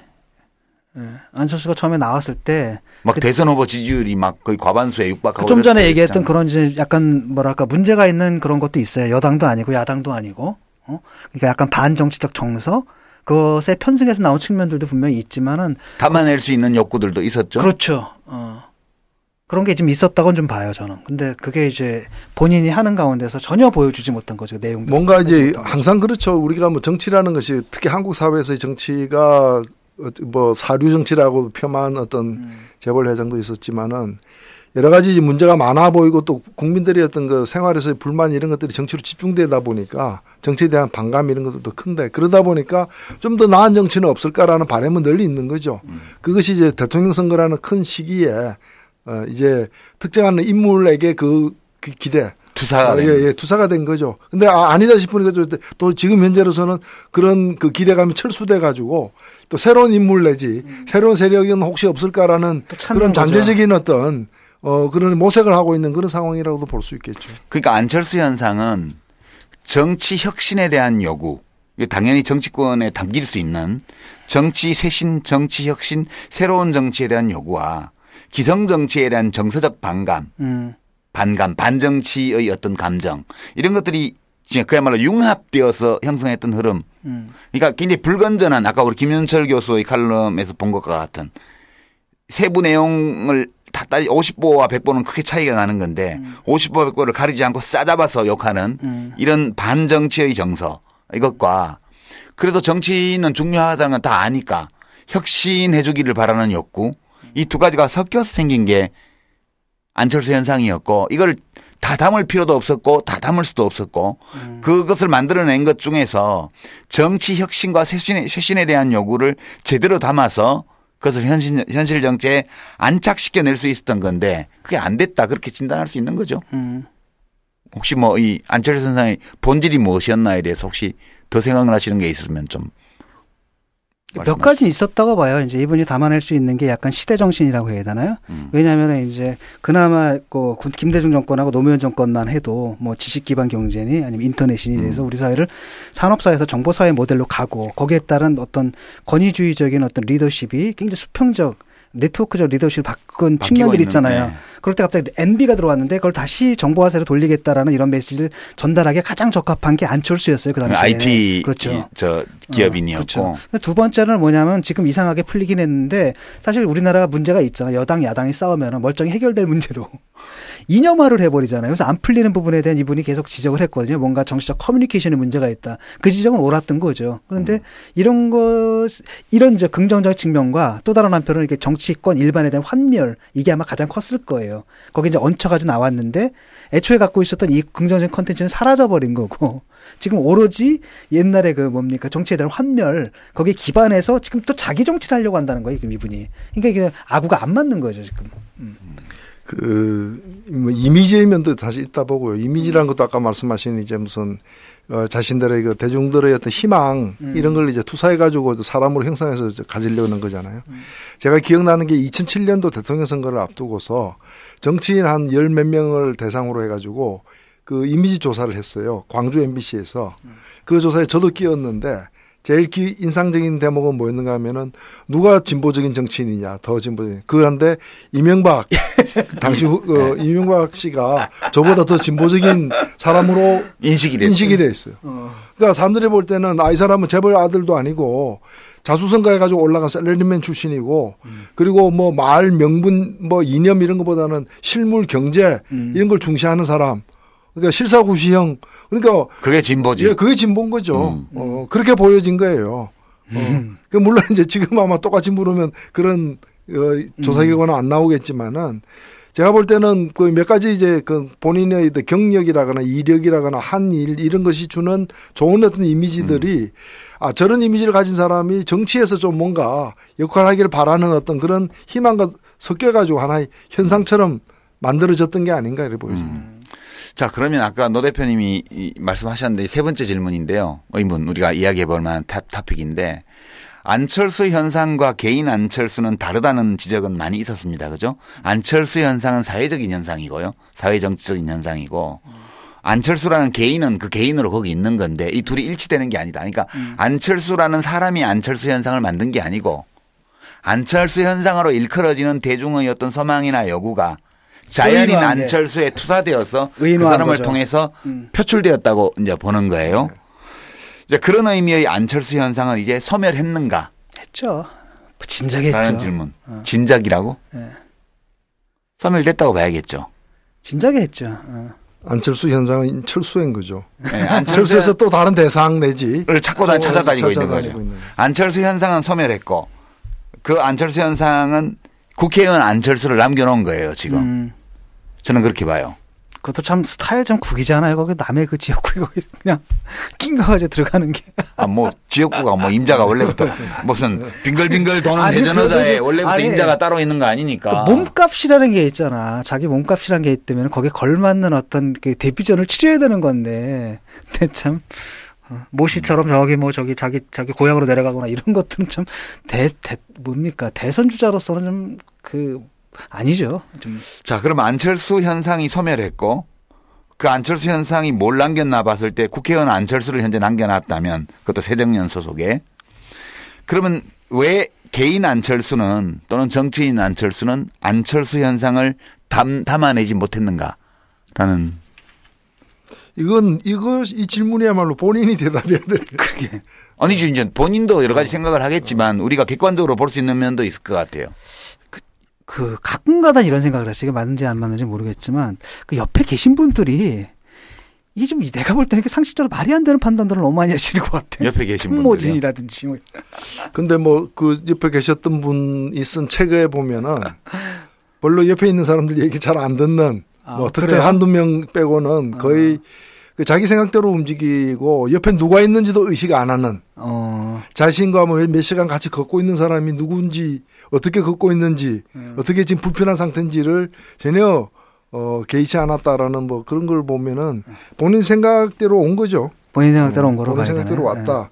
뭐 좋게 갈 수도 있는데 잘못 인도되었다고 보지는 않습니다. 최근에 금태섭 씨가 이제 안철수 씨의 참모였는데 대선 국면에서 금태섭 씨가 낸 책에 이제 박경철 시골의사 박경철 씨가 비선 라인으로 작동해서 잘못된 의사결정이 많이 이루어졌다는 식으로 써서 그게 보도가 많이 됐어요. 그죠? 그 책은 그런 내용만 있는 책은 아닌데. 네. 맞습니다. 예. 그러니까 이제 국회의원 정수 감축이라든가 이런 것들이 그런 데서 나왔다는 거죠. 또 대선 때도 혼자서 사퇴해버리고 이런 것들이 거기서 나왔다는 얘기 아니에요. 그리고 이제 아마 그 당 통합 결단도 이제 그 라인에서만 협의된 게 아닌가. 아무하고도 의논 안 한 걸로 돼 있는데. 근데 안철수 씨는 왜 독자적으로 창당을 하는 시도를 제대로 해보지도 않고 왜 포기했을까요? 그거 불가능하지 않아요? 불가능하다? 아니 일단 해보기라도 해야지. 우리는 독자 창당 해본 사람으로서 하려고 마음먹으면 왜 못해요. 그래요? 더 나쁜 조건에서도 했는데. 나도 독자 정당 2번이나 해봤는데 해서 실패할 가능성은 많아요. 그러나 뭐 안철수 씨가 그 했던 회사 안랩 그것도 처음부터 성공이 보장돼 있었던 건 아니잖아요. 근데 왜냐면은 그리고 예를 들어 가지고 그쪽에서는 그래도 정치를 해왔던 분들이 굉장히 많았고 그다음에 우리가 그쪽은 뭐 그냥 계속 정치 운동을 해왔고 그 정당화하는 거잖아요. 조직이라든 다 갖춰져 있고 이분은 그냥 사실 그 매스컴의 영향이 굉장히 컸거든요. TV 프로그램에 나와가지고 갑자기 국민적 영웅으로 떠오르고 약간 이제 허상과 같은 걸 갖고 들어왔는데 이 허상의 그 실체를 채워주는 건 조직 이런 것들이잖아요. 그 다음에 그가 다 조직을 움직일 수 있는 그 사람들이라든지. 근데 이게 어느 날 갑자기 생기는 건 아니란 말이죠. 사실상 제가 볼 땐 창당이 가능할까 이런 생각을 했어요. 아니 그러니까 저는 이제 그 정치 철학이나 의지가 정말 자신의 그 포부를 갖다가 한번 실현시켜 보기 위해서 갈 때까지 한번 가보자. 나중에 어떤 새로운 판단을 또 하는 한이 있다 하더라도 갈 때까지 가보자라는 그런 투지가 굉장히 부족했고 철학도 빈곤했다고 사실은 볼 수밖에 없어요. 그러니까 사실 애초에 그렇게 된 거죠. 거의 이제 아마 제가 볼 때는 그냥 그 기업 하나 만드는 방식으로 한 것 그런 좀 사고로 봐서 이게 처음부터 적자가 너무 많이 나올 것 같아. 그리고 흑자로 개선될 여지가 없어 보인다. 그냥 병합하자. 그 차라리 손해계산서에서 더 낫다라고 그렇게 판단한 게 아닌가. 그렇지 않다면은 그런 판단이 나오기 어렵지 않나. 저는 사실은 안철수 씨가 새정년하고 이제 민주당하고 합쳐서 새정년을 만들기 전에 어떻게 예측을 했냐면 안철수 씨가 일단 지방선거에 당을 만들어서 한번 해볼 거다. 그러니까 전국에 다 후보를 내지는 못하더라도 전략적으로 중요한 지역에 광역단체나 이런 데 괜찮은 경쟁력 있는 후보를 내서 한번 부딪혀 볼 거다. 그리고 큰 성공은 못 거두겠지만 그 지상군의 부족으로 조직의 열세나 이런 것들 때문에 대박은 못 치더라도 상당한 정도의 성과를 거둘 거다. 그리고 선거 자체는 새누리당의 승리로 끝날 거다. 야권이 그렇게 분산돼 가지고 그렇게 해서 세를 구축한 다음에 그 다음에 이제 민주당과의 통합을 하면서 야권의 완전한 이제 조직과 문화 혁신 이런 것들을 걸고 이제 합치지 않을까 이렇게 예측을 했어요. 근데 아예 당을 안 만들고 그냥 지나가고 지방선거는 그냥 지나갔죠. 그게 초창기에 이제 당을 창당할 때 이제 아마 본인이 기대했던 것보다는 이제 세력화가 안 된 거죠. 안 되면서 거기에서 이제 좀 자신감이 이렇게 그 낮아진 면도 한편으로 있고 다른 한편으로는 콜이 있었던 거죠, 사실은. 김한길 그렇죠. 대표 쪽에. 그게 이제 넘어간 면도 사실 있다고 보여지는. 들어오면은 호랑이굴에 들어오면 호랑이 잡을 수 있다. 이제 그런 이제 낙관적인 어떤 그런 평가와 신호를 많이 보낸 게 아닌가. 사실 근데 정당을 만들거나 이런 것들은 내가 볼 땐 이분이 그 성공할 가능성이 크지 않다고 보거든요. 왜냐하면 대한민국이라는 게 사실 양당 체제잖아요. 양당 체제 속에서 제3당이라는 게 우리가 해봐서 알고 있거든. 이게 무슨 제대로 나가가지고 어디서 한 곳이라도 이기라는 게 거의 굉장히 힘든 상황이란 말이죠. 그런 상황에서 무슨 뭡니까 혼자 나가가지고 무슨 어느 정도 지분을 형성하고 그걸 가지고 민주당을 만든다. 저는 좀 그건 비현실적이라고 봐요. 근데 지방선거 때 제가 이제 2010년 지방선거 때 저 국민참여당이었잖아요. 그때 민주당의 그 김진표 후보하고 막 힘겨루기를 짜증스러울 정도로 힘겨루기를 해서 이제 후보 등록일 아침에 단일화를 했어요. 그때 민주당에서 뭘 요구를 했냐면 어차피 뭐 이 지방선거에는 이렇게 분리돼서 가는데 이대로 오래 못 가니까 지금 당장 통합하지 않아도 좋으니 이번 지방선거가 끝나고 나서 대통합을 하겠다고 선언해달라고 요구를 했어요. 그래야지 너가 당선될 거다. 안 그러면 이제 당선 보증 못한다. 그래서 이제 우리가 그 제안을 받고 회의를 한 끝에 제가 거절했어요. 그거를. 그렇게 할 거면 아예 창당 안 했다 나는. 그냥 가는 데까지 가보겠다. 어디까지 가지는지. 결국 낙선을 했어요. 저는 그때 제가 2번을 달거나 기호를 또는 이제 선거 끝나면 바로 2번이 되겠다고 약속을 했으면 이길 수도 있었다고 봐요. 제가. 사실상의 민주당 후보였다면 도지사가 될 수 있었다고 봐요. 근데 그게 별로 이제 그렇게 하기에는 우리 쪽 세가 너무 약해서 경기도지사 하나 정도 하는 거 가지고는 당 혁신은 못한다. 이 제1야당 혁신은. 그래서 이제 거기까지 가려면 규모를 훨씬 더 키워야 되고 일단은 갈등이 있더라도 혹시 될 수도 있으니까 가본다. 그래서 간 거예요. 근데 안철수 씨 경우에는 개인 안철수가 담아낼 수 있는 측면이 있었거든. 안철수 현상의 두 측면 중에 하나는 반정치의 정서, 기성정치에 대한 반감. 다른 한편으로는 새로운 정치에 대한 갈망. 이 중에서 이 두 번째 것을 자기가 담아서 충분히 세력화를 한 다음에 그다음에 요것을 담은 그릇으로서 자기가 합치더라도 새정연 민주당하고 합치면서 제1야당을 완전히 크게 혁신을 해냈더라면 그다음에 완전 야권 지도자로 올라섰으리라고 봐요. 저는. 원래 안철수 현상의 상당 부분을 담은 채로. 근데 결국 그 노 대표님 말씀대로 너무 쉽게 생각했던 거 아닐까? 그 제1야당의 혁신에 대해서 또는 새정치에 대해서. 그렇죠. 그리고 또 그렇게 또 이제 혼자서 생각하기에는 잘 모르잖아요. 네. 근데 내부에서 또 이제 아주 그 신뢰할 만한 친구가 또 이렇게 잘 될 거다. 그 전혀 신뢰할 만한 친구가 아니었는데. 누굽니까? 사람 사귀어봐야 알죠. 김한길 씨하고 손잡고 한 거 아니에요. 네. 근데 이제 이 제1야당에서 당의 혁신을 위해서 제일 많이 싸운 사람이 전데 저한테는 자문을 한 적이 없어요. 제가 들어보니까 친노의 다른 정치인들하고는 식사하면서 얘기도 듣고 이렇게 했대는데 저한테는 진짜 연락이 없었거든. 나한테 물어봤으면 절대 함부로 합치지 말라고 제가 얘기를 해줬을 것 같아요. 근데 결국은 그 안철수 현상의 긍정적인 측면 그것을 담아서 그것을 세력화해내지 않은 채 새정연과 합쳐버렸고 민주당하고 그렇게 되면서 공동대표 체제로 갔지만 당 혁신이 실종돼 버렸잖아요. 그러면서 안철수 현상과 개인 안철수 사이에 완전한 분리가 이루어진 거 아닌가. 저는 그렇게. 그 사실 안철수 김한길 체제가 그 사퇴를 하면서 물러나면서 그 순간에 사실 안철수의 실험은 정치적 실험은 끝났다고 리더급으로서 끝난 거죠 이미.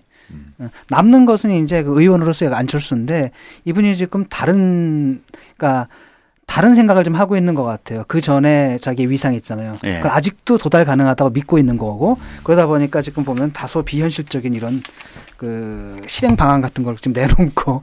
저는 사실 그보다 좀 앞서서 지난 대선 때의 처신부터가 그렇죠. 사실은 저는 뭐 안철수 현상과 멀어지는 출발점이었다고 사실 봐요. 그 이제 여러 가지 이제 그 경우의 수가 이제 있었는데 예를 들면은 그 합의해서 단일화를 하든가 아니면은 뭐 단일화를 포기하고 끝까지 가서 심판을 받든가 이래야 되는데 합의 안 했단 말이에요. 안 하고 사퇴해버려. 합의 안 하고 사퇴한 거니까 사실은 결과적으로 단일화 되긴 했으나 본인은 투표하는 날 미국 가버리고 본인은 단일화 한 게 아니에요. 그렇죠. 이거는 가장 옹졸한 선택이거든. 그러니까 죽도 밥도 아닌 거죠. 왜냐하면 혼자 단독 해가지고 자기 정치적 자산을 챙긴 것도 아니고 그 다음에 화끈하게 단일화 합의해줌으로써 제 지분을 챙길 수 있는 뭐 그것도 아닌 거잖아요 지금. 그렇게 됨으로 그 선택을 함으로써 결과적으로 노선이 그 안철수 현상을 통해서 국민들이 바랬던 거는 새 정치를 바랬던 그렇죠. 것인데 본인이 할 수 있는 거는 이제 반노, 반친노. 반친노죠 지금. 이제 그것이 자기 철학이 돼버리고 자기 노선이 돼버리는 협량 정치가 돼버린 거죠. 제가 이제 개인적으로는 이제 안철수 씨 좋아하시는 분들이 아직 꽤 많잖아요. 근데 2002년 노사모하고 2012년 안풍하고 이제 2002년 노풍을 비교를 해보면 닮은 점도 되게 많아요. 그게 긍정적인 측면, 새 정치에 대한 소망 이런 것들은 같은 게 있고요.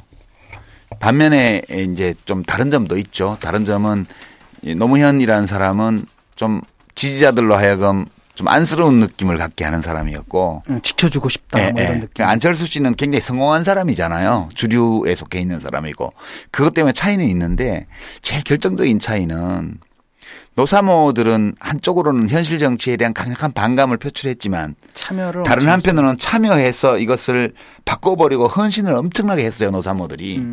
근데 이제 안철수 씨를 좋아하는 사람들이 모인 카페에 가서 게시판에 올린 글들을 이렇게 보고 있으면 압도적인 것은 정치에 대한 반감이에요. 저는 굉장히 놀랐는데 이 안철수 씨를 좋아하는 사람들이 만든 카페에 올라오는 글들을 보면 굉장히 파괴적이고 불건강해요. 글들이 압도적인 다수의 글들이. 그래서 이거 이상하게 이 활성화되어 있는 온라인 지지층 쪽에서는 이 안철수 바람의 두 가지 측면 중에서 반정치의 정서가 압도적으로 강하구나. 이래서는 어렵겠는걸? 이런 느낌이 굉장히 처음부터 있었어요. 그러니까 좀 전에 그 김인철 씨의 경희대 후마니타스 칼리지 교수 그 경향신문 칼럼 인용하셨는데 딱 요 정서가 굉장히 그렇죠. 그 사람들의 정서를 상당히 이렇게 정제해서 표현한 그 엘리트 정서거든요. 그렇죠. 그게 대한민국의 1% 0.1% 그 엘리트들이에요. 그 사람들이 현실 정치를 보면 진짜 창피하고 한심하고 뭐랄까 더티하고 막 그렇거든. 근데 요즘 얘기를 좀 해야 될 것 같아요. 이제 우리가 지금 경계해야 될 게 지금 안철수 씨가 그거잖아요. 그러니까 국회의원 수줄이자. 그다음 정당 기능 거의 뭐 없애버리지 이런 식이잖아요. 그러니까 문제가 되는 건 뭐냐? 정당이 제 기능을 못하면 제 기능을 발휘하게끔 정당 기능을 강화해야 되고 국회의원들이 제 역할을 할 수 있게끔 그걸 강화해 줘야 되잖아요. 사실. 그거 뭐 플랫폼 정당, 뭐 온라인 정당 이런 건 안철수 씨가 주장을 해야 되는 거지. 근데 원래. 그런데 이제 그 거꾸로 간단 말이지. 그걸 갖다 혐오하게 만들어 버림으로써 이런 말만 하게 만든단 말이지. 근데 그게 아니라 좀 그렇게 했으면 좋겠어요. 물론 저는 다 비판해도 된다고 보거든요. 뭐 새누리당 비판하고 새정년 비판하고 정의당 비판하고 그다음에 뭐 이 정당들 비판하는 뭐 시민사회 단체들도 비판하고 지식인들 비판하고 정확하게 해야죠. 안 정확해도 돼. 문제는 뭐냐? 그거 할 때조차도 자기 자신 어디에 참여하고 있어야 된다는 거야. 근데 솔직히 지식인은 참여하면 안 돼요. 나는 근데 문제는 뭐냐면 예를 들어서 그러니까 자기가 어떤 뭐 그 지적 작업을 하는데 자기가 어떤 정당에 속해 있다는 걸 당당하게 얘기하는 게 중요하다고 보거든요. 그 얘기를 안 하거나 아예 가입을 안 하거나. 근데 가입을 안 하면 편하긴 해요. 왜냐하면 저도 이제 글 쓰는 사람으로 살아가고 있는데 정의당의 당적을 갖고 있지만 평당원이라 별 활동은 안 하잖아요. 이 정치 카페 하는 거 말고. 그럼에도 불구하고 정의당 당원이란 것 때문에 오는 그 제약이 있어요. 그거 사실 뭐 지식인으로서 사는데 불편한 게 많죠. 근데 그 문제는 뭐냐면 그 불편함을 감수하기 싫으면 탈당하면 되거든. 그러니까 그런 불편함을 감수해야죠.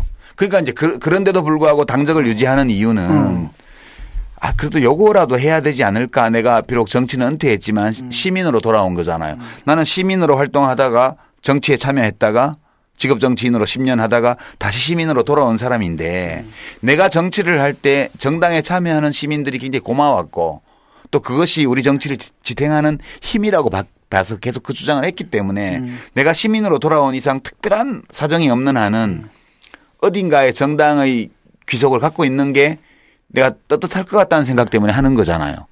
근데 사실 대학 교수쯤 되면 당적까지면 불편해요. 그러니까 그런 불편함을 조금도 감수하지 않는 지식인들, 엘리트들이 정치를 난도질을 한다는 거예요. 이렇게 담론의 영역에서. 저는 이거는 참 안 좋은 거라고 봐요. 그러니까 안철수 현상의 어두운 측면. 이것이 바로 이런 거에서 조장된 측면도 되게 많다. 그러니까 이게 뭐냐면 무슨 정당에는 가입해서는 안 될 어떤 것처럼 여겨진다니까 사회적 분위기가. 불가촉 천민 같아. 그러니까. 정당에 가입한 근데 그게 난 그걸 깨는 게 굉장히 중요하다고 보거든요. 아니 실제로 우리 정치가 이제 이른바 삼김 정치 이후로 이제 뭐 참여정부까지는 있었지만은 이제 과거에 이제 이 역사적으로 이렇게 존재해왔던 정치의 어떤 새로운 패턴을 아직까지 이렇게 형성을 못 해내고 있는 측면도 있잖아요. 이런 속에서 기성정치가 갖는 약점이라거나 이런 것들이 이제 또 이 시대적으로 좀 뒤떨어져 보이는 그런 이제 낡은 문화적 이런 형상들이 있는데 이것을 실질 정치적으로 제대로 이제 극복하고 진화시켜 나가기보다는 정치 외의 영역에서 정치 전체를 갖다 공격함으로써 그래서 대표적으로 성공한 사람이 이명박이에요. 그 완전 정치 여의도 정치 전체를 갖다가 이렇게 여야를 뭉뚱그려 가지고 이거는 낡은 집단들 그리고 자기 이익을 위해서 광분하는 그런 집단으로 만들어놓고 자기는 이제 그 역효과를 갖다가 누리는 거죠. 박근혜 대통령도 지금 그렇게 하고 있죠. 박근혜도 좀 그렇게 여의도 전체를 갖다가 청와대에 딱 가면 완전히 여의도에 대해서 적대적인 태도를 취하면서 뭐 여의도에서 이루어지는 이런 전부 저열한 정치 행위고 자기가 하는 건 고상한 국가 행위고 이런 식으로 하는 그 또 이 정서에 편승하는 거죠. 그리고 또 안철수 현상도 그런 정서 위에 얹혀 있는 거예요. 그리고 그 사람들한테 지식인들이라는 사람들한테 또 한마디 또 하고 싶은 게 뭐냐면은 예를 들어서 정의당 뿐 아니라 새정년이라든지 심지어는 새누리당 의원들 중에서도 민생과 관련한 굉장히 중요한 일들을 하는 의원들이 있어요. 많아요. 문제는 뭐냐면 이걸 가지고 한 번이라도 이슈화했고 이슈화해 본 적이 있냐라는 거예요. 본인들 스스로 관심이라도 가져왔냐라는 거죠. 관심 없어요. 관심 없어요. 엉뚱한 데 지들이 관심. 그러니까 민생 얘기하는 그 순간에조차도 이 사람들은 다른 데 관심이 있는 거야. 비판은 좋은데 정확하게 보고 비판을 하자는 거예요. 정당들을 비판할 때도 이런 식으로 막연히 현실의 국회 안에 존재하고 있는 모든 정당들에 대해서 그냥 무작정 디스해버리는 식으로 하면 할수록 이 김윤철 교수가 걱정에 맞지 않는 정치에 대한 무관심 또는 탈정치, 의도적인 탈정치 이런 것들이 심화될 따름이라는 거예요. 그러니까 쉽게 말하면 지식인들이 해야 될 일은 문제는 뭐냐. 그나마 좀 정치권에서 되고 민생 관련 의제들이 굉장히 많아요. 노동개혁이라든지 등등등등. 칼럼 쓸 때 그런 이걸 갖다 칼럼을 갖다 이걸 쓰란 말이지. 그러면 되죠. 자 이제 안철수 현상에 관한 마지막 의문인데요. 이거 사실 우리 그전에 얘기 좀 하던 거예요. 왜 진보 정당은 노풍이나 안철수 현상 같은 거를 못 일으키죠? 우리가 남을 평하는 거는 쉬워요. 안철수 현상이 이렇게 했는데 그 사람이 이래는 문제가 있어 못 담아냈어. 이렇게 평하기는 쉬워요. 남들도 정의당에 대해서 그런 식으로 하잖아요. 쉽게. 근데 우리가 정말 성찰해 봐야 되는 거는 왜 진보 정당은 노무현 바람이나 안철수 현상 같은 걸 못 일으키죠? 왜 그런 엄청난 대중적 사랑을 받는 대상이 될 수가 없지? 이거 좀 생각해 봐야 될 것 같아요. 그렇죠. 제일 고민하고 하여튼 답이 나올 때까지 고민하고 이렇게 새롭게 시도해보고 또 성찰해봐야 될 점들이 바로 이 점이죠. 근데 재밌는 건 바로 이런 거예요. 지금 국민들이 지금 식상하는 게 여야 그 양당 체제잖아요. 양당 체제인데 문제는 뭐냐면 지금 노풍이나 안철수풍이나 이 양당 체제에 대한 대안으로 등장했어요. 쉽게 말하면 그 노풍 역시도 노무현 대통령, 전 대통령 같은 경우에도 민주당이라기보다는 민주당이 어떤 타자로 설정이 돼 있었단 말이죠. 아웃사이더. 그렇죠. 아웃사이더로 설정이 돼 있었고. 제1야당은 민주당의 아웃사이더지. 그래서 내가 그걸 바라볼 때 왜냐면 늘 난 이 현상을 어디서 봤냐면 그 진보정당 입장에서 바라봤거든요. 그때마다 늘 한탄했던 게 저게 사실은 우리에 대한 기대로 나타나야 되는데 왜 안 나타나느냐. 그다음에 왜 우리가 좀 올라가려고 하면 또 다른 사람들이 나왔다가 중간에 가지고 이렇게 확 나가버리느냐. 왜 그런 것 같아요. 우리가 안철수 씨만 황당한 소리 별로 의미 없는 얘기했다고 비난할 게 아니고 우리 자신은 그 원인을 진단해낼 수 있어야지. 두 가지가 있어요. 하나는 이제 우리 스스로에게 있는 거고 또 하나는 바깥 원인인데 스스로에게 있는 건 물론 그냥 실력 부족이죠. 간단하게 얘기를 하면. 그 두 번째는 뭐냐면은 등치가 안 돼요. 임계치가 안 돼요. 우리는 바람을 일으킬.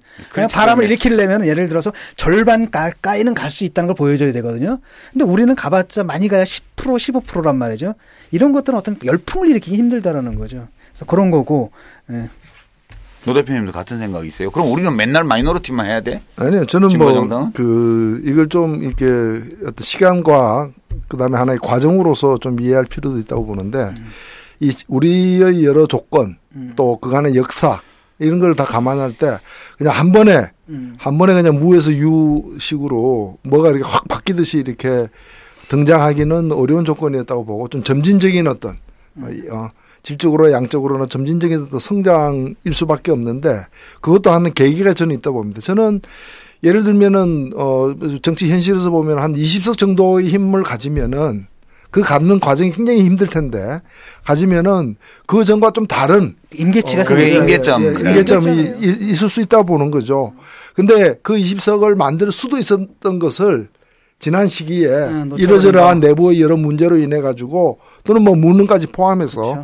이런 것들이 굉장히 지금 더디고 어렵게 가게 되는 상황이 된 것인데 그럼 지금 시점에서 본다면은 그 어떤 그런 계획, 그 임계점까지 가는 그런 프로그램은 불가능한 것인가? 저는 불가능하다 보지는 않습니다. 예, 그런 점에서 어찌 보면은 더 힘들어지고 더 뭐 구겨지기도 하고, 더 어려워진 지점도 있지만은 다시 추스려서, 다시 추스려서 지금의 정의다. 지금은 정의당 말고 다시 출발할 데가 없잖아요. 지금은 정의당을 중심으로 해서 다시 그 임계점으로 좀 빨리 가는 그런 노력을 한다면은 기회는 다시 새로운 기회가 올 수도 있다고 봅니다. 그 좀 엉뚱한 얘기 같은데요. 이제 저는 저한테 이메일을 이제 글쓰기 한 뒤로 전혀 모르는 분들인데 이메일을 보내는 분들이 있어요. 그럼 제가 짧게라도 답장을 보내기도 하고 좀 무시하기도 하고 하는데 그런 식으로 해서 인연을 맺어서 이메일 왔다 갔다 하던 분 중에 한 분이 우리 당 정의당에 가입을 했대요. 근데 이분이 좀 독특해가지고 이렇게 탈북민들, 세터민들 돕는 그런 활동도 하고 이런 분이에요. 좋은 일이죠. 근데 그분이 이제 평소에 왜 진보 쪽은 이런 활동을 안 하지라고 좀 아쉬움을 갖고 있던 분인데 근데 이제 자기 사는 동네의 지역위원회로 가입을 해서 이제 우리 당 플랜카드 붙이는데 자원봉사를 이제 몸으로 때워야지나 신입이니까라고 갔는데 되게 안 좋았나 봐요. 갔다 와서. 네. 막 그냥 기존 당원들이 막 디스를 하더래요. 뭐라고? 뭐 자세한 내용은 없는데 그래서 너무 무섭고 불편해서 자기 직장이 있는 지역위원회를 변경을 했대요. 그래서 이제 오프라인 모임 나가기가 좀 망설여져요. 그렇게 왔더라고요. 자세한 내용은 얘기를 안 했는데 제가 이 말씀을 드리는 이유는 이런 거예요. 왜 진보정당은 노풍이나 안철수 현상 같은 이런 대중의 사랑을 폭발적인 사랑을 받지 못한 것일까 이대로. 이걸 받으려면 두 가지 길이 있다고 봐요. 하나는 우리가 그냥 좋은 사람이 되는 거예요. 그죠? 우리 당도 좋은 당이 되고 당원들도 좋은 사람이 되고 그렇게 해서 내가 좋은 사람이고 좋은 조직이면 한 사람부터 한 사람씩 알 때마다 우리 이제 친구들이 계속 늘 거 아니에요. 그래서 오랜 세월 걸쳐서 그렇게 좋은 조직, 좋은 사람으로 활동하다 보면 임계점을 돌파하는 시기가 올 수 있다. 이게 저는 전통적으로 진보정당이 취해왔던 태도라고 봐요. 두 번째는 대중들은 권력 이동에 관심이 많아요. 우선 알아야 눈에 보여야 사랑하고 말고 할 거 아니에요. 근데 진보당은 마이너리티로 이쪽 바깥에 있어가지고 눈에 잘 안 보이는 거예요. 거기에. 응? 만약 새정년 소속의 어떤 국회의원이 심상정 당대표의 사자후 같은 걸 터뜨렸으면 곤방 인지도가 올라가서 대선 후보 지지율도 막 올라갈 거야. 내가 볼 때는. 그러니까 이게 마이너리티로 바깥쪽에 이렇게 있기 때문에 대중의 눈에 잘 안 보이는 거예요. 그래서 그 안철수 현상이 뜬 것도 박원순 씨한테 보궐선거 때 양보해버리고 박원순 씨가 지금의 새정년 민주당 박영선 후보하고 경선을 하고 그 과정에서 젊은 유권자들이 막 대거 유모차 끌고 와서 투표를 해주고 이 붐이 일어났잖아요. 그게 결국 민주당하고 붙어 있음으로 생긴 현상이거든. 주목도. 근데 너무 이게 능력이 부족한 게 아니고 훌륭한 인재가 많은데 너무 아웃사이더의 바깥에 놓여 있어서 대중의 주목을 못 받는 거예요. 그러니까 이제 지금 코빈 같은 경우도 영국 노동당에서 하니까 주목을 받는 거지. 거기 제3당 조그만 거 만들어서 하면 못 받을 거라고. 오바마나 지금 버니 샌더스 같은 경우도 민주당의 틀이 아니면 미국에서 뭐 녹색당이나 이런 거 했다면 안 보일 거예요. 그러니까 결국은 우리 진보정당이 독자적 세력화의 길을 갔기 때문에 불가피하게 따라온 대가가 주목도가 떨어지는 거라는 거예요. 이것도 한번 고민해 볼 사안이라고 봐요. 저는 어떻게 진보정당이 자기 의제를 가지고 대중의 눈에 잘 보이는 쪽으로 우리가 갈 수 있도록끔 전략을 구사하느냐. 이 문제 하나. 또 하나는 진짜 당원들이 현장에서부터 바닥에서부터 우리들끼리부터 좋은 사람으로 서로를 대해주는 거. 그 두 가지가 다 필요하긴 한데 어느 한 가지만 해야 앞에 거는 기본적으로 해야 될 일이고요. 그렇죠. 늘 해야 되는 일이고 이 두 번째 부분은 사실 딜레마죠. 그렇죠. 그럼 뭐 과거에 참여당도 뭐 마찬가지 고민을 하셨던 것처럼 이제 그 지적한 대로 이제 어디 무대가 커야 뭔가 이제 갖고 있는 자산과 어떤 정신이 또 철학과 노력이 어느 정도 이렇게 평가를 갖다가 그렇죠. 이게 근사하게라도 이제 비슷하게라도 받기 때문에 그런 뭐 유혹이랄까 그것도 하나의 강력한 어떤 선택의 대상이 되는 거죠 사실은. 근데 그럼에도 불구하고 왜 안 하느냐? 그 무슨 고집이 세서 그렇다고 보지는 않고 그렇게 했을 경우에 또 거기서 그만한 역할을 할 가능성이 높아지는 측면은 있지만은 뭔가 어떤 가지고 왔던 어떤 철학이나 이런 것들이 개인의 가슴에는 남아있을지 몰라도 하는 흐름으로서 세력으로서는 보존되기 힘들지 모른다는 그런 우려 때문에 그렇죠. 끊임없이 자신 갈등하고 있는 거예요. 갈등하고 있는 건데 저는 과거보다는 좀 담대한 선택도 있을 수 있다. 그런 생각도 해봐야 되는 거 아니냐. 그러니까 예를 들면은 뭐 아주 큰 어떤 이 정치 환경의 변화가 보장되는 예를 들면 선거제도로 하거나 뭐 이런 그런 굵직굵직한 것을 만들어 내는 어떤 그런 가능성이 이제 높아진다면은 그걸 위해서 새로운 선택도 또 새로운 어떤 전략적 연대를 좀 새로운 차원에서 구사할 수도 있는 거 아니냐. 예, 그래서 사실 그렇게 생각이 들어요. 그게 오히려 그게 무슨 어떤 길을 애초에 어떤 뭐 철학과 노선을 포기하는 게 아니라 그걸 또 지혜롭게 관철시킬 수 있는 길이 될 수도 있는 거 아니겠어요? 근데 저는 사실은 약간 이 문제에 대해서는 이제 진보정당을 오래 해온 분들보다는 좀 더 걱정이 많은지도 몰라요. 제가 최근에 이제 우리가 의제를 자세히 다루진 않았는데 정치 카페에서 다루긴 다뤄야 될 거예요.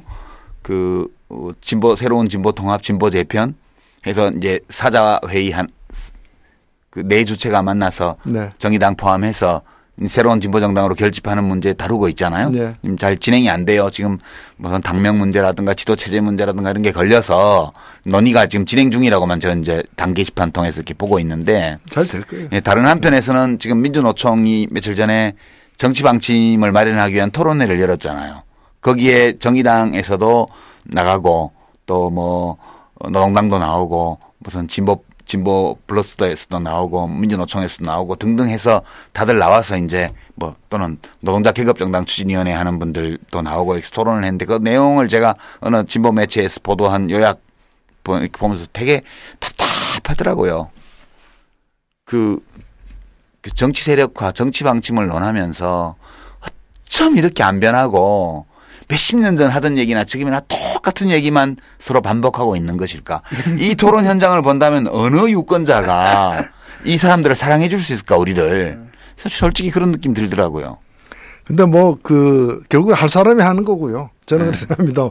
모두 다가 똑같은 생각을 가지고 다 해야 되는 일도 아니고 뭐 한때 그런 생각도 가졌지만은 결국에 현실 정치를 뭐 책임있게 할 부분들이 하는 거고 그거에 대해서 다른 생각 갖고 있는 사람들은 그런 생각을 유지하면서 견제하면서 안 하는 거죠.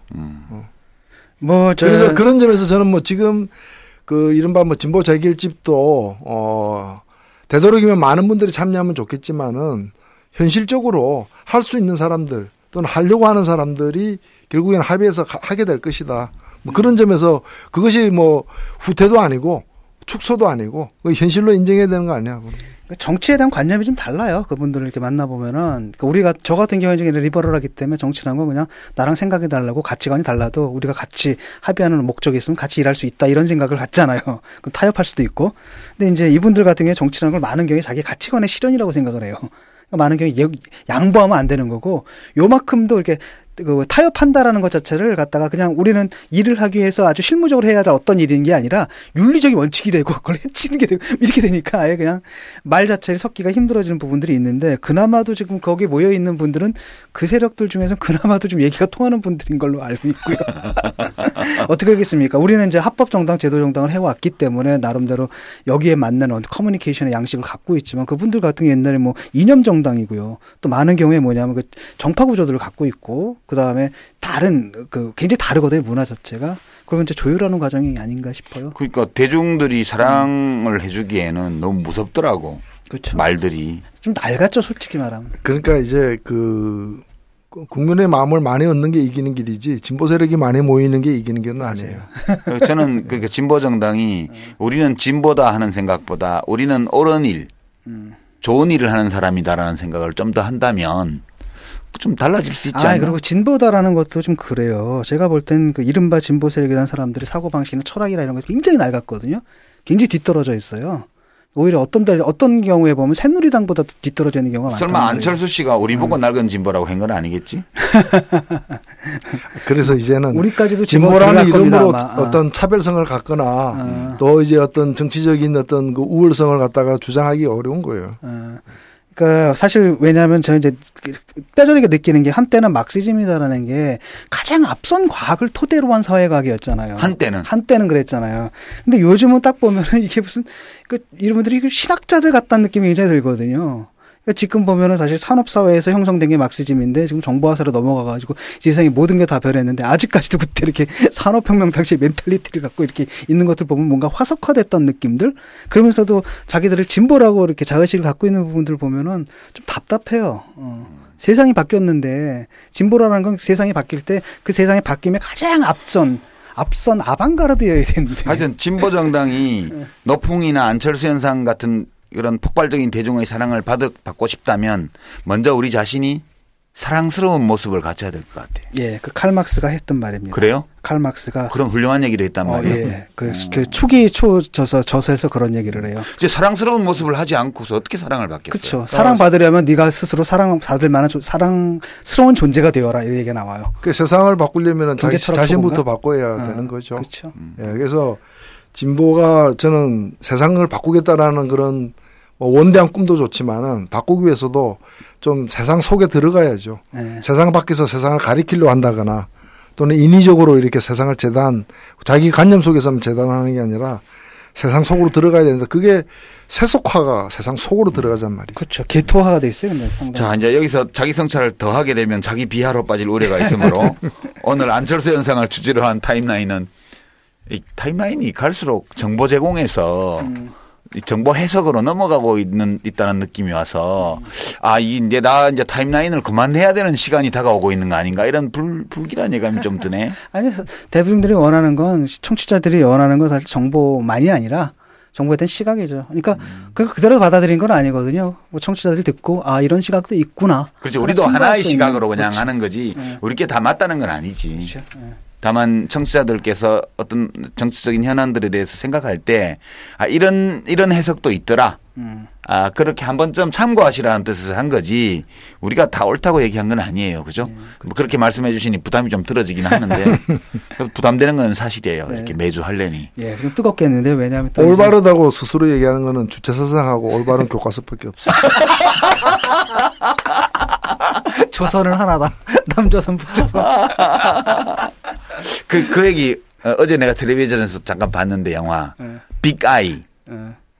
마가렛이라는 여자가 그 빅 아이 그림을 그렸는데 그 남편 사기꾼이 사기 싫어하잖아.